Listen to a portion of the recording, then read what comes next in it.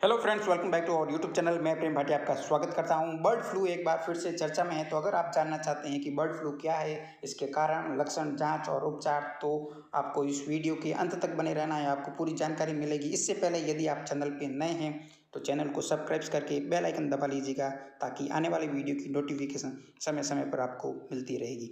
Avian इन्फ्लूजा एक virus के कारण होने वाली बीमारी है, जिसमें एवियन यानी कि पक्षी और इन्फ्लूजा यानी कि फ्लू, जिसे आप बर्ड फ्लू भी कह सकते हैं। ये वायरस विश्व भर में जलीय पक्षियों में प्राकृतिक रूप से पाए जाते हैं, लेकिन आमतौर पर भी बीमार नहीं होते हैं, किंतु अन्य पक्षियों और मुर्गियों की प्रजातियों को संक्रमित कर सकते हैं और इसमें यह संक्रमण बहुत ही तेजी से फैलता है। संक्रमित पक्षी अपने लार, नाक के पानी और मल मूत्र में बहा सकते हैं और पक्षियों में इस वायरस की उपस्थिति उन्हें बीमार कर देती है, पंख गिरने लगते हैं और उसकी मौत तक हो सकती है। तो अब सवाल उठता है कि क्या ये वायरस मानव के लिए भी खतरा पैदा कर सकता है? क्या हमें इससे डरना चाहिए? तो यह वायरस आमतौर पर मनुष्य को संक्रमित नहीं करता है, हालांकि कुछ एक व्यक्तियों में इसका संक्रमण देखा गया है।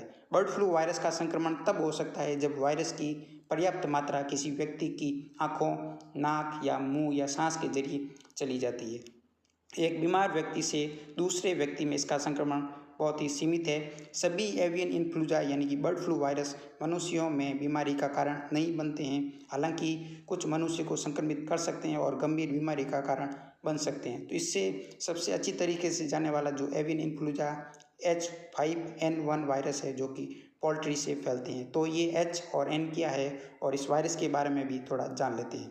तो यह एक आरएनए वायरस है जो कि आर्थोमिक्सोविरिडी फैमिली से संबंध रखता है। इन्फ्लूजा वायरस के सभी genome 8 single standard RNA segment के बने हुए होते हैं।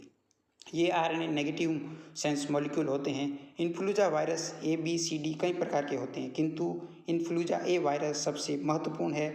इन्फ्लूजा वायरस दो ग्लाइकोप्रोटीन हेमएग्लूटिनिन यानी कि H और न्यूरामिनिडेज यानी कि N के कॉम्बिनेशन के आधार पर कई सब टाइप के होते हैं। जैसे H1N1 को अपन स्वाइन फ्लू कहते हैं, H5N1 को बर्ड फ्लू कहते हैं। इसी प्रकार से इसके कई और सब टाइप होते हैं। तो एवियन इन्फ्लूजा अगर किसी को हो जाता है मानव में, तो उसमें क्या लक्षण दिखाई देते हैं? इसका जो पहला लक्षण है वो है कंजक्टिवाइटिस, जिसमें, और दूसरा है इन्फ्लूजा के लक्षण जैसे बुखार, खांसी, गले में खराश, मांसपेशियों में दर्द। इसके साथ साथ कभी मतली, पेट दर्द, दस्त, उल्टी या सांस से संबंधित बीमारियां जैसे सांस लेने में कठिनाई, निमोनिया आदि हो सकती हैं। एवियन इन्फ्लूजा वायरस की उपस्थिति का पता केवल लक्षणों के आधार पर नहीं किया जा सकता है। इसकी जांच के लिए व्यक्ति के गले या नाक से सैंपल लिया जाता है और लैब में RT-PCR तकनीक द्वारा इस वायरस की उपस्थिति का पता लगाया जा सकता है। RT-PCR तकनीक के बारे में अधिक जानकारी के लिए इसके संबंध में एक वीडियो बना हुआ है, तो आप हमारे चैनल को विजिट करके इसके बारे में अपनी जानकारी को बढ़ा सकते हैं। और इसके इलाज के तौर पर जो इसके लक्षण है उसके आधार पर ट्रीट किया जाता है। और जो एंटीवायरल दवाएं हैं जैसे ओसल्टामिवीर, पैरामीवीर और जेनामिवीर, ये दी जा सकती है।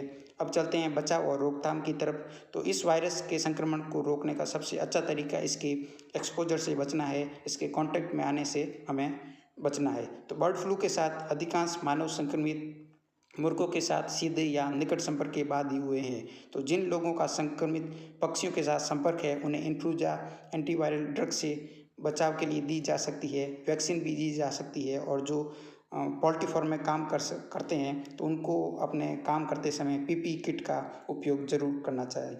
तो आई होप आपको ये वीडियो पसंद आएगा होगा। तो वीडियो पसंद आया है तो आप इसको लाइक कर लीजिएगा और फ्रेंड के साथ शेयर भी कीजिएगा, ताकि उनको भी ये छोटी सी जानकारी मिल सकती है। Thank you very much. मिलते हैं एक और फ्यूचर वीडियो के साथ, तब तक के लिए।